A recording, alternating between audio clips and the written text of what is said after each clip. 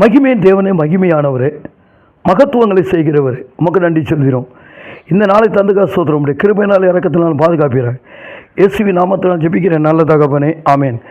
சத்துரு சோதித்திட தேவ உத்தரவுடன் வருவான். சத்துரு சோதித்திட தேவ உத்திரவுடன் வருவான். ஆனால் இயேசு கைவிடார், தானாய் வந்து ரட்சிப்பார். ஆனால் இயேசு கைவிடார், தானாய் வந்து ரட்சிப்பார். அந்த நல்ல இயேசு எந்த சொந்தமானாரே, அந்த நல்ல இயேசு எந்த சொந்தமானாரே. சந்தோஷம் பொங்குதே, சந்தோஷம் பொங்குதே, சந்தோஷம் என்னில் பொங்குதே. ஹல்லேலூயா. இயேசு என்னை ரட்சித்தார், முற்றும் என்னை மாற்றினார். சந்தோஷம் என்னில் பொங்குதே. கர்த்தருடைய பரிசுத்த நாமத்துக்கு ஸ்தோத்திரம் உண்டாவதாக. இந்த நாட்களிலும் கூட எனக்கு பேசும்படியாக தந்த ஒரு தேவ வார்த்தை, சோதனை என்பதை குறித்து பேசுவதற்காக சொன்னார். ஒரு குடும்பம் பிரிக்கப்படுவதற்கு காரணம் என்ன? அதை யார் பிரிக்கிறார்கள்? நீங்க நினைச்சுக்கிட்டு இருக்கீங்க என் குடும்பத்தை சத்துரு பிரிச்சுட்டாங்க. கிடையாதுங்க. சத்துரு போய் எப்படி பிரிப்பான்? இப்போ நம்ம படித்த சத்துரு சோதித்திட தேவ உத்தரவுடன் தான் வருவான். அந்த பாட்டில் நீங்கள் பார்த்துருப்பீங்களே, ஆண்டவர் உத்தரவு கொடுக்கலனாக்கி யோபு கூட தொட முடியாது. யோபுக்கு ஆண்டவர் உத்தரவு கொடுத்த பிறகு தான் என்ன செஞ்சான்? அந்த சாத்தான் போய் தொட்டான். ஆண்டோடைய உத்தரவு வேணுங்க. அந்த வேலி எடுக்கிறதுனால ஆண்டோடைய உத்தரவு வேணும். ஏன்னா ஆண்டவர் உங்களை சுற்றி வேலி வச்சிருக்காரு. ஏசாயாவில் சொல்லப்பட்டிருக்கு, யோபுல சொல்லப்பட்டிருக்கு, சுற்றி வர வேலி வச்சிருக்காரு. அந்த வேலியை வச்சவர் தான் எடுக்கணும், வேற யாரும் எடுக்க முடியாது. உங்களை பெற்றெடுத்தவர், உங்களை வளர்த்தவர், உங்களுக்காக யாவையும் செய்து முடித்தவர் உங்களுக்கு வேலி வைத்திருக்கிறார். அப்போ இன்னைக்கு உங்கள் குடும்பத்துக்குள்ள எதுக்கு பிரிவினைகள் வருது அப்படின்னு பார்த்தீங்கன்னா, லூக்கா 12ஆம் அதிகாரம் 50வது வசனம் சொல்லுது, முழுகி நீங்கள் ஞானஸ்நானம் எடுக்கணும். எடுக்கலன்னா உங்கள் குடும்பத்தை துண்டு துண்டான பிரிச்சிருவேன். நான் சமாதானத்தை கொடுக்க இந்த உலகத்துக்கு வரலப்பா, உங்களை பிரிவினை உண்டாக்குறது தான் வந்தேன்னு சொல்கிறாரு. அப்போ முழுக வேண்டிய ஒரு ஸ்நானம் உண்டு. முடிய வரைக்கும் ஒரு நெருக்கம் இருக்குது. குழந்தைகளுக்கு ஞானஸ்நானம் இல்லை, பைபிளில் இதெல்லாம் இல்லை. இல்லாத நீ கடைப்பிடிக்காத, இல்லாத நீ கடைப்பிடிச்சி போகும்போது சிலவங்க பாருங்கள் முழுகி ஞானஸ்நானம் எல்லாருமே எடுத்திருப்பாங்க. மூலிகை ஞானஸ்நானம் எடுக்காதவங்ககிட்ட தான் திருவிருந்து எடுப்பாங்க. அன்றைக்கி 99% அப்படி தான் இருக்காங்க. நான் எடுக்க மாட்டேன். நான் அந்த ஊழியத்துக்கு வந்த பிறகு மூலிகை ஞானஸ்நானம் எடுத்தவங்கக்கிட்ட மட்டும்தான் திருவிருந்து எடுக்கேன். நான் பிறந்த ஊருக்குள்ள இன்னும் என்ன செய்யலை, நான் எடுக்க மாட்டேன். என் மனைவி எடுத்துக்கலாம். நான் அந்த கர்த்தருடைய வார்த்தைக்கு கீழ்ப்படியிருந்தா வசனத்தின்படி தானே நியாய தீர்ப்பு. யோவான் 12:47 நான் ரட்சிக்க வந்தேன், நியாயம் தீர்க்க வரல. 48 சொல்லுது, இந்த வசனத்தின்படி தான் உனக்கு நியாய தீர்ப்பு. சங்கீதம் 96:13 சொல்லுது, அவர் வருகிறார், அவர் பூமியை நியாயம் தீர்க்க வருகிறார், உலகத்தையும் சத்தியத்தோடு நீதியோடும் ஜனங்களை சத்தியத்தோடு நியாயம் தீர்க்கிறார். அப்போ அவர் சொல்றாரு, முழுக வேண்டிய ஒரு ஸ்நானம் உண்டு, அது முடிகிற வரைக்கும் உனக்கு நெருக்கம் தான். அப்போ உன் குடும்பத்தை ரெண்டாக பிரிக்கிறது யாரு? ஆண்டவர் தான். நான் தான் பிரிச்சேன்னு சொல்கிறாரு. அப்புறம் இன்னொரு இடத்துல எப்படி பிரிச்சேன்னு சொல்கிறாருன்னா, இந்த உலகத்தில் ஆண்டவர் மனுஷனை தான் படைச்சார், யாரையும் படைக்கல. மனுஷனை தான் சிருஷ்டித்தார், மற்ற எல்லாத்தையும் உருவாக்கினார், எல்லாத்தையுமே படைச்சார். அந்த படைச்ச தேவன் உங்கள்கிட்ட என்ன எதிர்பார்க்குறாரு? அவர் உலக ரட்சகர்.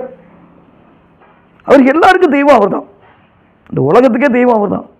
எத்தனை தேசம் இருக்குது, அத்தனை தேசத்துக்கு ஒரே அட்ரஸ், கிபி கிமு தான், வேற எதுவுமே இல்லை. எல்லாருமே பிறந்தாங்க, இறந்தாங்க, போயிட்டாங்க. இவர் மட்டும் தான் பிறந்தார், இறந்தார், உயிர்த்தார்.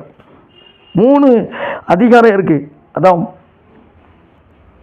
3 அதிகாரம், பிதா குமாரன் பரிசுத்தாவி, 3 அதிகாரங்கள் கொண்டவர் ஒருவர் அப்படின்னு வேதாகமத்தில் தெளிவாக சொல்லப்பட்டிருக்கு.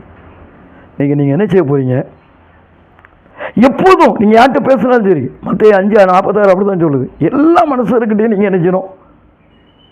பிரைஸ் தி லார்ட் சொல்லணுங்கிறது வேத வார்த்தை. மனுஷனுக்கு முன்பதாக என்னை அறிக்கை பண்ணுகிறவர் எவனும் அவனை நான் பிதாவின் முன்பதாக அறிக்கை பண்ணுவேன்.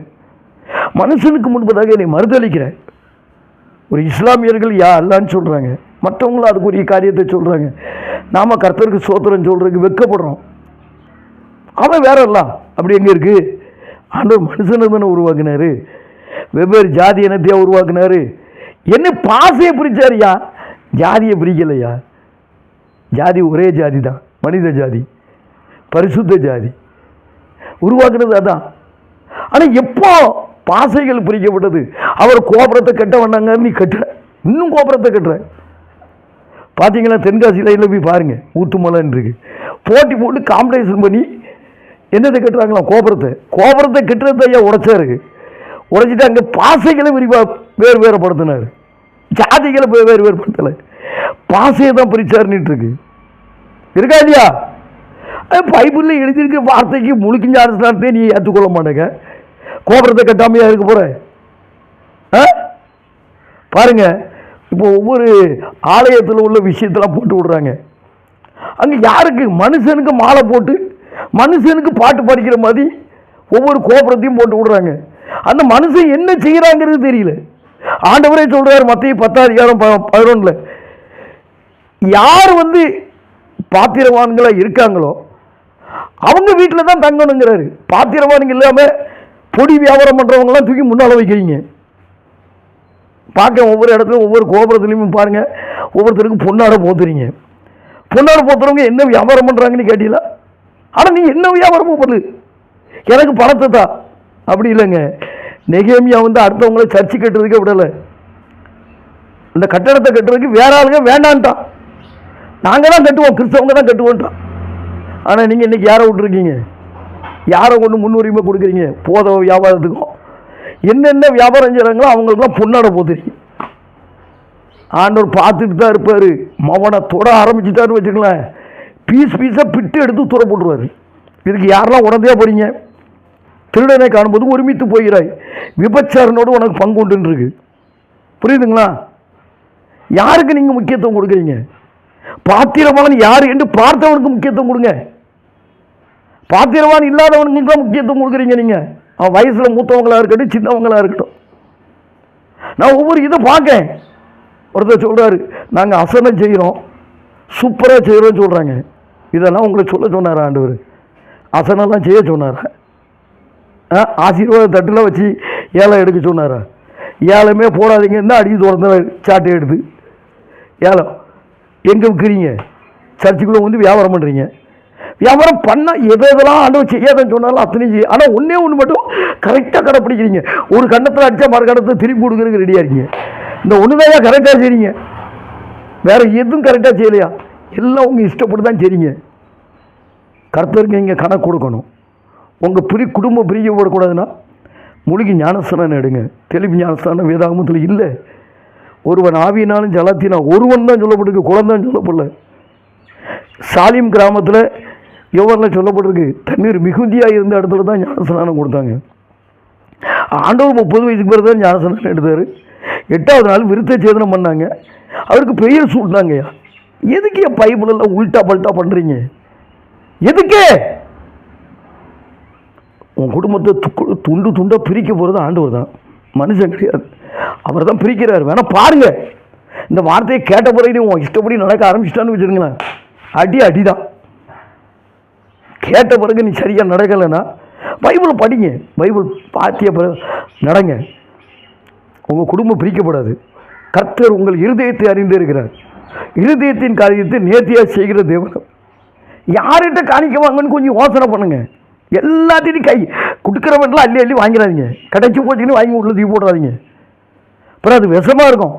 விஷம் உள்ள போச்சுன்னா நீங்கள் அவுட். எந்த வீட்டில் தங்கலான்னு யோசனை பண்ணி பார்த்து தங்குங்க. பாருங்கள், திருக்கோயிலூர் பக்கத்தில் போனேன், அங்கே கர்த்தருடைய வார்த்தையை சொன்னேன். அவங்க வீடு சிரட்டு வெத்தலை பார்த்து போயில எல்லாத்தையும் தூக்கி துற போட்டாங்க. கற்பூரத்தை முதல் தூக்கி போட்டாங்க, ஊதுபத்தி எல்லாத்தையும் தூக்கி துற போட்டாங்க. அண்ணன் தம்பி 2 பேரும் வியாபாரம் பண்ணுறாங்க, போய் பாருங்கள். ஏன் காலப்பட்டியில் போய் பாருங்கள், பீடி சிரட்டு எல்லாத்தையும் வெத்தலை எல்லாத்தையும். நீ இதெல்லாம் தூக்கி கொண்டு போட்டு தானே காணிக்க கொண்டு போடுற. பாருங்கள், 2-3 ஊரை, எத்தனையோ ஒரு 150 ஊரை சொல்லலாம், எல்லாம் ஒரு பீடி சுற்றி தான் காணிக்க கொண்டு போடுறாங்க. அங்கே 5000 ரூபா சொல்கிறாரா, இந்த காணிக்கை எனக்கு வேண்டாம்னு சொல்கிறாரா? ஏன்னா அவன் சர்ச்சில் போட்ட கூட பிரசுத்தமாயிட்டான். அப்போ பரிசுத்தமாக இருந்தால் அவங்க பலிபடத்தில் யாரும் யாச்சும் ஆக மாட்டேங்கா. அங்கே தான் பரிசுத்தம் இல்லையே. இதுக்கு முன்னால் பலிபடத்தில் யாருன்னு செத்து போயிடவனே, இப்போ எவனும் ஆக மாட்டேங்கானே. தண்ணி அடிச்சுட்டு போகிறவனும் பலிபடத்தில் யாருனா, கடன்காரனே பலிபடத்தில் தான் இருக்கான். எல்லா ஊழியக்காரனும் கடன்காரனா, அதான் வேற யாருனா, அவன் சங்கிலி போட்டு மாட்டலையே, இன்னும் ஒருத்தன் சாக மாட்டேங்கானே. எங்கே பரிசுத்தம் இருக்குது? பரிசுத்தம் இல்லாமல் தேவனை தரிசிக்க முடியாது. அதனால் உங்களை பரிசுத்தப்படுத்துங்க. சீக்கிரம் மூலிகை ஞானஸ்நானம் எடுங்க. ஆண்டவர் எதுக்கு வராமல் இருக்காரு? நீங்கள் இன்னும் மனம் பொருந்து மனம் திருந்தி தான் ஞானஸ்நானம் எடுக்கணும். அப்போஸ்தலர் 2:38 சொல்லுது. பாவம் மன்னிப்பு கொடுத்து மனம் திருந்தி ஞானஸ்நானம் எடுத்த போது தான் பரிசுத்த ஆவியின் வரத்தை பெறுவீங்க. கர்த்தர் வார்த்தையின் மூலமாய் உங்களை வழி நடத்துவாராக. ஆமென். இந்த வீடியோ உங்களுக்கு ஆசீர்வாதமாக இருந்திருக்கும் என்று நம்புகிறோம். இந்த வீடியோவை லைக் செய்து உங்களுடைய நண்பர்களுடன் பகிர்ந்து கொள்ளுங்கள். இந்த வீடியோவை பற்றிய உங்களுடைய கருத்துக்களையும் சாட்சிகளையும் கீழே கமெண்ட் செக்ஷனில் தெரியப்படுத்துங்க. தொடர்ந்து நம்முடைய சேனலில் வரக்கூடிய எல்லா வீடியோவும் மிஸ் பண்ணாமல் பார்க்குறதுக்கு நம்ம சேனலை சப்ஸ்கிரைப் பண்ணி வச்சுக்கோங்க. உங்கள் ஜெப உதவிக்கு 9842671266 என்ற எண்ணிற்கு தொடர்பு கொள்ளுங்கள். கர்த்தர் உங்களை ஆசீர்வதிப்பாராக.